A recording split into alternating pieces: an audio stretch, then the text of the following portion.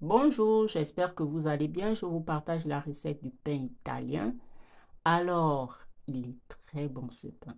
Je vous invite à réaliser la recette avec moi. Dans un premier temps, on va procéder à faire un levain. Pour cela, on aura besoin de 210 g d'eau tiède et 10 g de levure boulangère sèche. Et on va ajouter le sucre. Donc, pour le sucre, vous aurez besoin de 15 grammes de sucre. Alors, regardez comment mon mélange a poussé. Donc, vous laissez votre mélange pousser environ 15 minutes. Regardez comment il a bien moussé. Et dans mon robot, je viens mettre la farine, l'huile d'olive et j'ajoute mon mélange de levure. On pétrit très bien. Dès l'instant où la pâte commence à se former, on ajoute le sel.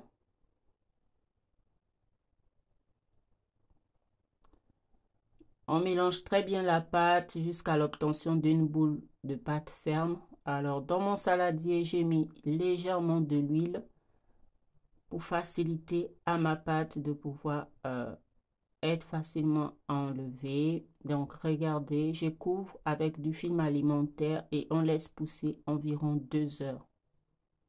Donc, au bout de 2 heures, on viendra peser notre pâte et la diviser en 4 bâtons. Donc, ça m'a fait 180 grammes, 199 grammes par bâton. Donc, disons maxi 200 grammes que j'ai obtenu par bâton. Et on viendra l'étaler à l'aide d'un rouleau.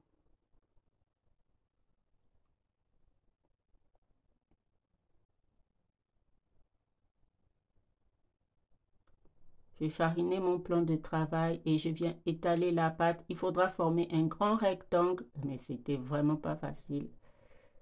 Quand le plan de travail n'est pas assez grand, vous êtes limité. Donc voilà, vous essayez de faire un très bon grand rectangle et on prendra l'un des bouts pour façonner notre baguette. On viendra le rouler sur lui-même et aplatir les extrémités pour avoir des formes pointues. Donc voilà ce que ça donne pour la première. Je continue le processus jusqu'à épuisement de la pâte.